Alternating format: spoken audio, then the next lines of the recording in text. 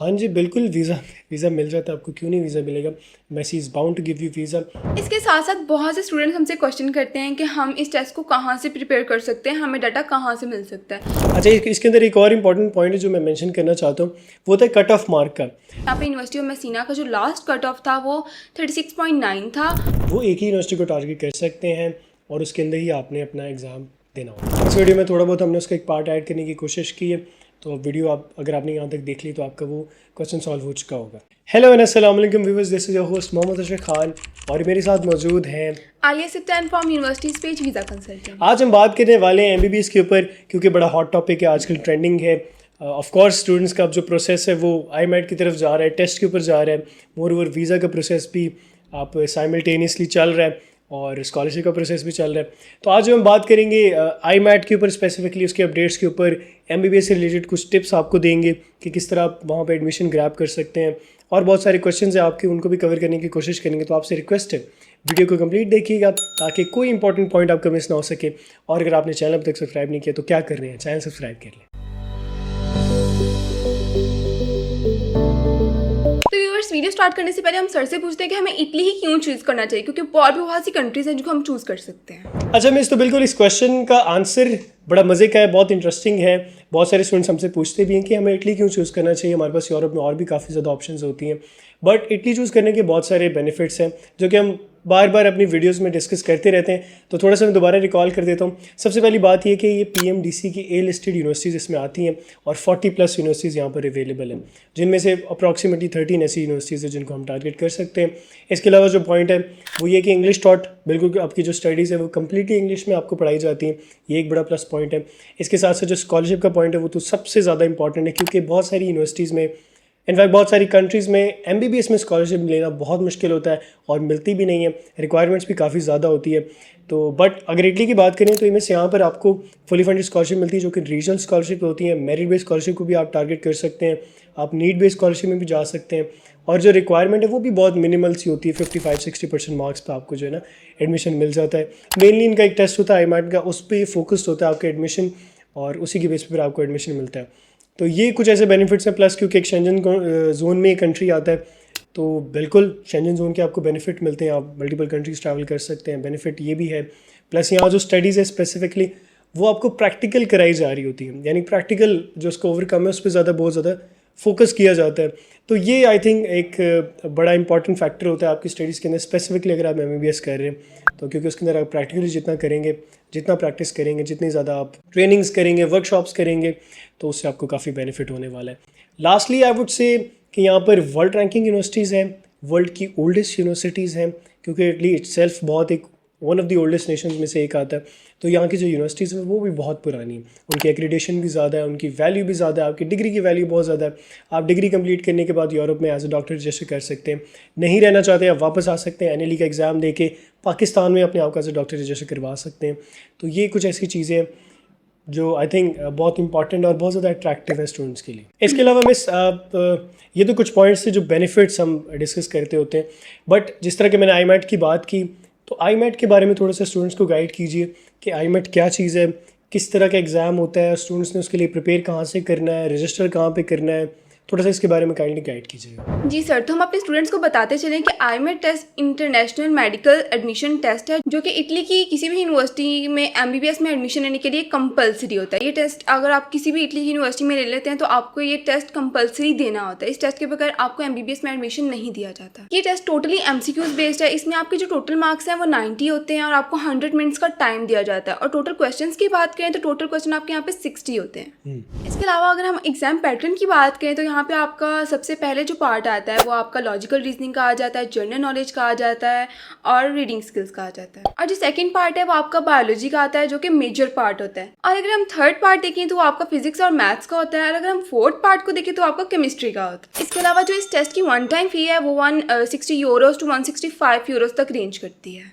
इसके अलावा जो डॉक्यूमेंट्स हमें रिक्वायर्ड होते हैं उसमें आपके एजुकेशनल डॉक्यूमेंट्स आ जाते हैं, आपके रिकमेंडेशन लेटर्स आ जाते हैं, एक मोटिवेशन लेटर आ जाता है, आपका पासपोर्ट, आपकी रिज्यूमे और पिक्चर्स आ जाते हैं। इसके अलावा आपको आइल्स की रिक्वायरमेंट, जैसे हमने बताया कि आइल्स की रिक्वायरमेंट यहाँ पे नहीं है, तो आप अपने इंग्लिश प्रोफिशिएंसी सर्टिफिकेट के थ्रू भी अप्लाई कर सकते हैं। इसके साथ साथ बहुत से स्टूडेंट्स हमसे क्वेश्चन करते हैं कि हम इस टेस्ट को कहाँ से प्रिपेयर कर सकते हैं, हमें डाटा कहाँ से मिल सकता है। तो आप इनकी ऑफिशियल वेबसाइट पे जाके चेक कर सकते हैं, आपको वहाँ पे मॉक टेस्ट भी मिल जाता है। इसके अलावा अगर आप इनके पास्ट पेपर्स को चेक करें तो वहाँ से भी आप काफ़ी कुछ निकाल के प्रिपेयर कर सकते हैं। अच्छा, हम स्टूडेंट्स को ये भी बताएं कि ये टेस्ट आपका MCQs तो बेस आपने बता दी, ये पेपर बेस है, ऑनलाइन होता है, कहाँ पे कंडक्ट कराया जाता है, रजिस्ट्रेशन कब इसकी होती है और स्पेसिफिकली ये टेस्ट कंडक्ट किस डेट पे कराया जा रहा है 2024 के हवाले से अगर देखें। जी सर, तो ये टेस्ट टोटली पेपर बेस्ड है। ये टेस्ट आपका अगर इंटेक की बात करें तो ये जुलाई में ओपन होता है। तो अगर आप इस टेस्ट में अप्लाई करना चाहते हैं तो आप मंथ ऑफ जुलाई में अप्लाई कर सकते हैं और इसका टेस्ट की जो एक्सपेक्टेड डेट है वो 17 सितंबर 2024 है और ये टेस्ट आपका ब्रिटिश काउंसिल सेंटर लाहौर में लिया जाता है। अच्छा, अब मिस कुछ हमें देखें, इसके अंदर टेस्ट की भी हमने बात कर ली, इसके अंदर आपने मार्क्स कितने लेने होते हैं कि आपको यूनिवर्सिटी में एडमिशन मिल सके, थोड़ा सा जो प्रोसेस है इसके बारे में काइंडली बताइएगा। इसके लिए जो आपको मिनिमम मार्क्स रिक्वायर्ड होते हैं वो 45 to 50 होते हैं, लेकिन टोटली डिपेंड कर रहा होता है कि आप कौन सी यूनिवर्सिटी में अप्लाई करें, क्योंकि हर यूनिवर्सिटी का क्राइटेरिया अपना अपना है कि उसने क्या क्राइटेरिया सेट किया हुआ है और किसकी बिहाफ पे वो आपको एडमिशन देती है। अच्छा, कहने का मकसद ये है कि आपको 50% मार्क्स रिक्वायर होते हैं इस टेस्ट के अंदर ताकि आपको एक अच्छी यूनिवर्सिटी में एडमिशन मिल सके। तो व्यूवर्स, कितनी ज़्यादा आपके लिए आसानी है। इमेजिन करें आप 50% मार्क्स ले रहे हैं, यहाँ पर आप MD कैट में जब अप्लाई कर रहे होते हैं पाकिस्तान में तो 90% मार्क्स के स्टूडेंट्स भी सोच रहे होते हैं कि शायद हमें एडमिशन मिलेगा नहीं मिलेगा। तो plus 60% marks in your FSC और 50% मार्क्स इन दिस टेस्ट, तो आप बिल्कुल टारगेट कर सकते हैं एक अच्छी यूनिवर्सिटी को। अच्छा, इसके अंदर एक और इम्पॉर्टेंट पॉइंट है जो मैं मेंशन करना चाहता हूँ, वो होता है कट ऑफ मार्क का। बहुत सारी यूनिवर्सिटीज़ के अंदर जो है इंटरनेशनल स्टूडेंट्स के लिए एक सेट होता है लिमिट, उनकी जो सीट्स होती है उसकी एक लिमिट सेट होती है, उस सीट्स के ऊपर फिर मेरिट बनता है। अब आप सपोज करेंगे जो वहाँ पे 50 सीट्स अवेलेबल हैं, उसमें जो स्टूडेंट्स जा रहे हैं उनका जो लास्ट स्टूडेंट जिसको एडमिशन दिया था वो उनका कट ऑफ मार्क बनता है। यानी कि किसी स्टूडेंट को उन्होंने 35 मार्क्स के ऊपर एडमिशन दिया लास्ट, तो वो उनका लास्ट ईयर का कट ऑफ मार्क बनेगा। इस तरह आपने जो यूनिवर्सिटी सेलेक्ट करनी, सबसे जो crucial part I think university का सिलेक्शन का होता है, आपने ऐसी यूनिवर्सिटी को सिलेक्ट करना है जिसका cut off mark last year आपके एक्सपेक्टेड रिजल्ट के हिसाब से बन सके। यानी कि ऐसा ना हो कि आप किसी ऐसी यूनिवर्सिटी को टारगेट कर लें जिसका लास्ट ईयर मेरिट बहुत ज़्यादा था और इस साल भी उनका एक्सपेक्टेड ज़्यादा ही मेरिट हो और आप उतने मार्क्स गेन ना कर सकें। तो ये आपने थोड़ा सा इसमें जो है सीरियस होके थोड़ा सा क्रिटिकल थिंकिंग करके सिलेक्शन करनी होती है अपनी यूनिवर्सिटी की। कुछ टॉप यूनिवर्सिटीज़ के नाम पूछेंगे हम इससे और ये भी पूछेंगे कि लास्ट ईयर उनका क्या कट ऑफ मार्क था, ताकि स्टूडेंट्स को एक आइडिया हो जाए कि क्या उनको किस यूनिवर्सिटी को टारगेट करना चाहिए। जी मिस। तो सर, यहाँ पे हम कुछ टॉप यूनिवर्सिटीज़ की बात कर लेते हैं। सबसे पहले तो हमारे पास सबसे पहले आ जाती है यूनिवर्सिटी ऑफ मिलान, इसके अलावा आ जाती है यूनिवर्सिटी ऑफ पैडुआ और देन आ जाती है यूनिवर्सिटी ऑफ पाविया और इसके अलावा यूनिवर्सिटी ऑफ मेसीना और यूनिवर्सिटी ऑफ बोलोनिया में भी आप एडमिशन ले सकते हैं। ये कुछ ऐसी यूनिवर्सिटीज़ है जो कि बहुत हाई रैंकिंग है। अगर हम इसके कट ऑफ की बात करें तो आपके पास यहाँ पे यूनिवर्सिटी ऑफ मेसीना का जो लास्ट कट ऑफ था वो 36.9 था और यूनिवर्सिटी ऑफ पाविया का जो last year cut off mark था वो 38.4 था और अगर हम यूनिवर्सिटी ऑफ मार्च की बात करें तो उसका जो लास्ट कट ऑफ था वो 49 था। तो व्यूअर्स, ये थी कुछ ऐसी यूनिवर्सिटीज़ जिनके कट ऑफ मार्क मिस ने डिस्कस किए। तो अगेन फिर वही आपको बात मेंशन करूंगा कि जो यूनिवर्सिटी की सिलेक्शन है वो बहुत क्रिटिकल होती है, उसके अंदर आपने बहुत ज़्यादा फोकस करना होता है। मोरओवर मिस, कुछ आप बताइएगा कि रिक्वायरमेंट्स क्या क्या होती है, डॉक्यूमेंट्स कौन कौन से चाहिए होते हैं, मार्क्स का और बाकी सब चीज़ों का काइंडली गाइड कीजिएगा। तो सर, अगर हम यहाँ पे रिक्वायरमेंट्स की बात करें तो यहाँ पे आपको आपकी 12 ईयर ऑफ एजुकेशन रिक्वायर्ड होती है और मिनिमम आपको 55 to 60% रिक्वायर्ड होती है। यहाँ पे आपको आइल्स की कोई रिक्वायरमेंट नहीं होती है और यहाँ पे आपका जो IMET का एग्ज़ाम है वो कंपलसरी होता है। अगर हम यहाँ पे MBBS की ड्यूरेशन की बात करें तो वो 6 साल का होता है और यहाँ पे आपको आपकी डिग्री के दौरान ही इटालियन हॉस्पिटल्स में ट्रेनिंग भी दी जाती है। हाँ, तो कितना ज़्यादा ही बेनिफिशियल रहता है पाकिस्तानी स्टूडेंट्स के लिए स्पेसिफिकली, उनको इंटरनेशनल एक्सपोजर भी मिल रहा है और फिर बाद में करियर अपॉर्चुनिटीज़ भी उसके साथ साथ है। अच्छा सर, यहाँ पे थोड़ा सा स्टूडेंट्स को प्रोसेस का बताएं कि किस तरह अप्लाई कर सकते हैं। अच्छा, जो ओवरऑल प्रोसेस होता है उसके बारे में डिस्कस करते हैं। बिल्कुल, जो प्रोसेस आपका स्टार्ट होता है वो नॉर्मली जनवरी फरवरी में स्टार्ट हो जाता है और इससे पहले भी कुछ यूनिवर्सिटीज़ ओपन हो जाती हैं, यानी कि अक्टूबर नवंबर में भी, दिसंबर में भी कुछ यूनिवर्सिटीज़ ओपन होती हैं। बट नए साल की अगर बात की जाए तो फिर आपको नवंबर दिसंबर जनवरी इसमें एडमिशन्स जो है ना खुलने लग जाते हैं, यूनिवर्सिटीज़ मिल जाती हैं। जो प्री इनरोलमेंट है वो स्टार्ट हो जाती है मार्च के अंदर और मार्च अप्रैल मई अभी भी चल रही है। और यूनिवर्सिटीज़ भी इस तरह ओपन रहती हैं तकरीबन सारा साल ही। तो इसके अंदर आपने यहाँ पर एडमिशन अप्लाई करने होते हैं। सबसे पहले यूनिवर्सिटी को सिलेक्ट कर लें, एडमिशन अप्लाई कर दें, यूनिवर्सिटी आपको एक ऑफर लेटर दे देती है। उसके बाद आपने IMAT के टेस्ट के लिए रजिस्ट्रेशन कर लेनी है। रजिस्टर कर लेंगे, उसके बाद आप टेस्ट कंडक्ट होगा। जब आपका टेस्ट देंगे उसका आपकी फ़ाइनल रैंकिंग लगेगी। फिर अगर आप इस यूनिवर्सिटी में सेलेक्ट हो जाते हैं, क्योंकि आप एक ही यूनिवर्सिटी को सेलेक्ट कर सकते हैं, जो इंटरनेशनल स्टूडेंट्स हैं यूरोपियन स्पेसिफिकली, वो 13 यूनिवर्सिटीज़ को टारगेट कर सकते हैं। बट हम एज अ पाकिस्तानी स्टूडेंट्स जो कि नॉन EU में रह रहे हैं, वो सिर्फ एक यूनिवर्सिटी को टारगेट कर सकते हैं। उसके अंदर अगर आपका एडमिशन आता है तो वेल एंड गुड, आप जो है प्रोसीड कर सकते हैं। बट अगर आपका एडमिशन नहीं आता फिर आपको अगले साल के लिए वेट करना पड़ेगा। इसी तरह जो IMAT की आप कह लें वैलिडिटी होती है, वो भी उसी साल तक की होती है। नेक्स्ट ईयर आपने दोबारा देना होता है। तो ये थोड़ा बहुत प्रोसेस है। मोर ओवर ये कि जब आपकी रैंकिंग लग जाएगी, यूनिवर्सिटी आपको खुद ही मेल कर देती है कि आप प्री इनरोलमेंट कर लें। फिर आप प्री इनरोलमेंट करते हैं, फाइनल समरी जनरेट हो जाती है, जिसकी बेस के ऊपर फिर आपने वीज़ा फाइल करना होता है। तो आई थिंक ये सारा प्रोसेस है, जिसको फॉलो करेंगे तो ईजिली आप जाकर इटली में अपने MBBS को परस्यू कर सकते हैं। तो व्यूअर्स, इसी के साथ साथ हम चलते हैं क्वेश्चनर की पार्ट के ऊपर और कोशिश करेंगे आपकी क्यूरीज को सॉल्व करने के। बहुत सारे स्टूडेंट्स हमें इंस्टाग्राम, फेसबुक और यूट्यूब पे कमेंट कर रहे होते हैं, मैसेज कर रहे होते हैं इस टॉपिक रिलेटेड। जो भी हमारे पास वैल्यूएबल क्वेश्चंस हैं जिनका हमें लगता है कि इनका आंसर देना चाहिए, वो हम ऐड कर रहे हैं। मुझसे पूछते हैं ऐसे क्या क्या क्वेश्चन स्टूडेंट ने हमारे लिए रखें। तो चलिए चलते हैं हमारे Q&A सेशन की तरफ। ठीक है सर, पहला क्वेश्चन ये है, IMAT exam is paper based और कंप्यूटर बेस्ड? IMAT एग्ज़ाम आपका पेपर बेस्ड होता है और ये हमने हमारी वीडियो में डिस्कस किया। अगर आपने हमारे IMAT की स्पेसिफिक वीडियो नहीं देखी तो जाके ज़रूर चेकआउट कर लें।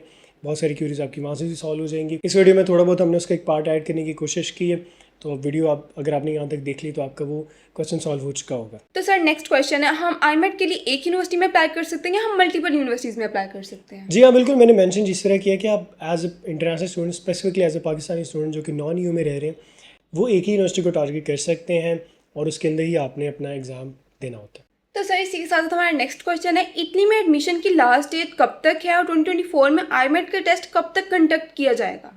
अच्छा, रजिस्ट्रेशन की जो डेडलाइन है वो IMAT की अभी जो है ना डिस्क्लोज़ नहीं हुई। Hopefully by the end of July आपको मिल जाएगी और जो एक्सपेक्टेड डेट है वो सितंबर की 17 फ़िलहाल हमें मिल रही है, जिसमें आपका जो टेस्ट है वो कंडक्ट कराया जाएगा। इसी के साथ साथ हमारा अगला सवाल है, MBBS की स्कॉलरशिप कब तक आती है? MBBS की स्कॉलरशिप देखें, अगर तो आप मेरिट बेस्ड स्कॉलरशिप को टारगेट कर रहे हैं फिर तो आपकी यूनिवर्सिटी पे डिपेंड कर रहा होता है। बट अगर आप नीड बेस्ड स्कॉलरशिप जो कि इटालियन रीजनल स्कॉलरशिप होती है गवर्नमेंट की तरफ से, उसको टारगेट कर रहे हैं तो वो स्पेसिफिकली डिपेंड करेगा आपकी यूनिवर्सिटी किस रीजन में है, क्योंकि डिफरेंट रीजन्स की स्कॉलरशिप्स ओपन होना शुरू हो जाती हैं। राइट नाउ भी काफ़ी रीजन्स ओपन हो चुके हैं। तो अगैन इसको आप चेक कर लीजिए कि आप किस रीजन में हैं, किस यूनिवर्सिटी को टारगेट कर रहे हैं और उसका क्या रीजन बनता है। उस हिसाब से फिर आपको आइडिया हो जाएगा कि उस स्पेसिफिक रीजन की स्कॉलरशिप ओपन हुई या नहीं हुई। ठीक है सर, अब हमारा अगला सवाल है, MBBS का वीज़ा रेशो क्या है? वीज़ा इजीली मिल जाता है कि नहीं? हाँ जी, बिल्कुल। वीज़ा मिल जाता है आपको, क्यों नहीं वीज़ा मिलेगा। Massey is bound to give you visa. अगर आप एक जेन्युइन स्टूडेंट हैं, आप मेरिट पे जा रहे हैं, आपके फंड्स जेन्युइन हैं और आपकी प्रोफाइल बिल्कुल जेन्युइन है और स्पेसिफिकली आपका इंटरव्यू बिल्कुल ठीक हुआ है, तो ऑब्वियसली आपको वीज़ा मिलता है। अनटिल और अनलेस अगर आप कोई फेक डॉक्यूमेंट अटैच कर रहे हैं, आपकी profile is not quite suitable, तो फिर आप कह सकते हैं कि वीज़ा रेशो या आपके लिए स्पेसिफिकली वीज़ा रेशो अच्छी नहीं है। बट इन जनरल अगर आप देखें तो वीज़ा रेशो काफ़ी बेहतर है। तो हमारा अगला सवाल है, IMAT कितने टाइम के लिए वैलिड होता है? ये मैंने मेंशन कर दिया अपनी वीडियो के अंदर। IMAT आपने जिस साल का दिया है उसी साल तक वैलिड होता है, उसके बाद नेक्स्ट ईयर आपने दोबारा IMAT देना होता है। इसी के साथ साथ हमारा अगला सवाल है कि IMAT का टेस्ट पहले देना पड़ता है और देन यूनिवर्सिटी में अप्लाई करना पड़ता है कि पहले यूनिवर्सिटी में अप्लाई करना पड़ता है और देन IMAT का टेस्ट देना पड़ता है? अच्छा, यूनिवर्सिटी में आप पहले अप्लाई कर देते हैं, आपको ऑफर लेटर मिलता है कि उसमें यही मेंशन होता है कि आप IMAT का टेस्ट क्लियर करेंगे तो फिर आपकी इनरोलमेंट होगी। तो अगेन आप यूनिवर्सिटी के अंदर पहले उसको टारगेट कर लें, अप्लाई कर लें और फिर जब आपका IMAT क्लियर हो जाता है फिर आप प्री इनरोलमेंट कर दें, यानी कि फाइनल जो आपकी समरी है वो फिर बाद में जनरेट होती है। और इन शॉर्ट आप एडमिशन के लिए पहले अप्लाई करते हैं, IMAT क्लियर होने के बाद फिर आप उस यूनिवर्सिटी के अंदर इनरोल कर लेते हैं। तो हमारे स्टूडेंट का ये भी सवाल है कि English proficiency certificate and later of recommendation ना हो तो इटली में MBBS के लिए अप्लाई कर सकते हैं या नहीं? अच्छा, ये जो रिक्वायरमेंट है ना, ये यूनिवर्सिटी की तरफ से होती है और इसको आपने मीट करना होता है। इंग्लिश प्रोफिशिएंसी सर्टिफिकेट आपको रिक्वायर होता है, यूनिवर्सिटी मांग रही होती है तो आपने देना है। उसके अलावा रिकमेंडेशन लेटर भी आपको चाहिए होता है। तो ये एक जेनेरिक सी रिक्वायरमेंट है, तकरीबन तमाम यूनिवर्सिटीज़ के अंदर होती है। तो आई डोंट थिंक सो कि अगर आपके पास ये डॉक्यूमेंट्स नहीं है तो आप अप्लाई कर सकते हैं कि नहीं, बट अगेन आपको ये चाहिए, इट इज़ मैंडेटरी। या okay, so last question is, MBBS करने के बाद हम वहाँ जॉब कर सकते हैं और टोटल कितनी अमाउंट लगेगी? अच्छा, तो ये जो क्वेश्चन है थोड़ा सा ट्रिकी है।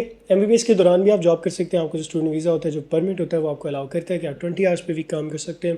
और while you're in your holidays तो आप वहाँ पे फुल टाइम भी जॉब कर सकते हैं। इसके अलावा जो कॉस्टिंग है उसके लिए आप हमारी टीम से रब्ता कर लें। हमारी टीम आपको बेहतर गाइड करेगी, क्योंकि डिपेंड करती है आप किस यूनिवर्सिटी को टारगेट कर रहे हैं। आपका ओवरऑल थोड़ी बहुत चेंजेस आती हैं, बट रफली जो आपका एस्टिमेट होता है वो आपको हमारी टीम बेहतर गाइड कर सकती है। हमारे दिए गए नंबर्स पे कांटेक्ट करें। राइट नाउ MBBS के जो एडमिशन है वो ओपन है और यूनिवर्सिटीज़ के लिए हम एनरोल करें स्टूडेंट्स को। अगर आप इंटरेस्टेड अप्लाई करना चाहते हैं हमारी टीम से ज़रूर रब्ता करें। फ्री ऑफ कॉस्ट हम आपको गाइड करेंगे। तो I think that was it from our side. Hopefully आपको वीडियो पसंद आई होगी। स्टिल अगर आपको कोई क्वेश्चन है तो comment box is all yours, आप पूछें, हम आपको क्वेश्चन का आंसर देंगे। मोरवर अगर आपने चैनल सब्सक्राइब नहीं किया तो कर लें। Approximately 90% of the people are not subscribing. Please do subscribe the channel. अगर आपको थोड़ी सी भी क्वालिटी ऑफ कंटेंट यहाँ से मिलता है, कोई भी आपकी वैल्यूबल इन्फॉर्मेशन आपको मिलती है, हमारी तरफ से पूरी कोशिश होती है। तो वीडियो पसंद आई, लाइक मस्ट है, शेयर कर दीजिए उन दोस्तों के साथ जो कि इंटरेस्टेड है MBBS अप्लाई करने के लिए इटली में। और वीडियो पसंद आई तो कमेंट ज़रूर कीजिएगा। तो मिलते हैं इसी तरह की नेक्स्ट फ्रेश वीडियो के साथ। तब तक के लिए हमें दे इजाज़त। शुक्रिया। अल्लाह हाफ़िज़।